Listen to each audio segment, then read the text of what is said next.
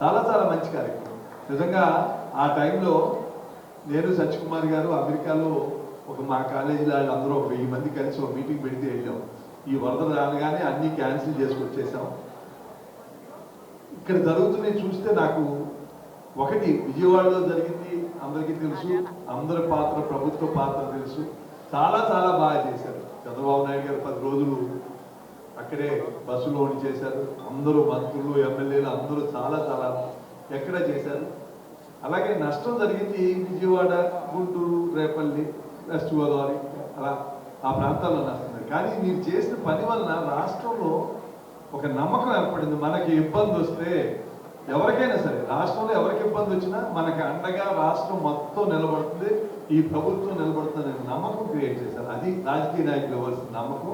తప్పకుండా ఎక్కడ అన్నాళ్ళు అంతకుముందు మనం చూసాం, రెడ్ కార్పెట్ వేసుకుని ఏరియల్ సర్వే చేస్తే ఏమవుతుందని. అలా కాకుండా మన మధ్యలో ఉండి అందరినీ ఉత్సాహపరిచి చేశారు. అలాగే పవన్ కళ్యాణ్ గారు వాళ్ళ రాజకీయ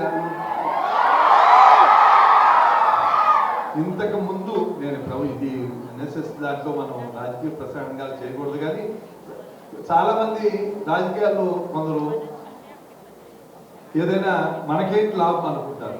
అట్లాంటిది నాకేంటి లాభం అనుకోకుండా తన సొంత సంపాదన సంపాదించిన వాళ్ళందరూ ఏమి ఇవ్వాల, నా సొంత లాభంలో 5 కోట్ల రూపాయలు తెప్పించారు పవన్ కళ్యాణ్.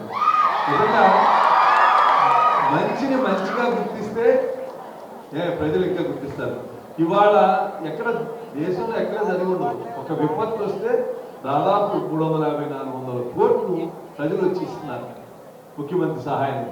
అంటే ఒకళ్ళకొకళ్ళు ఆదుకోవడం అంతే. ఇదే తప్పకుండా మీరు చేస్తున్న ఈ సేవా కార్యక్రమాలు, అలాగే మీ చదువు, ఎందుకంటే మీ తల్లిదండ్రులు మిమ్మల్ని మేము కోరుకునేది కూడా మీరు ఒక మంచి పౌరులుగా ఎదగాలి. మీరు చదువుని ఫస్ట్ ఆబ్జెక్ట్గా పెట్టుకుని తర్వాత ఇలాంటి కార్యక్రమాల్లో ఉన్నందుకు చాలా సంతోషం. ఇలా మీకు అందరికీ భవిష్యత్తులో మంచి జరగాలని కోరుకుంటూ మీ అందరి దగ్గర సెలవు తీసుకుంటాం.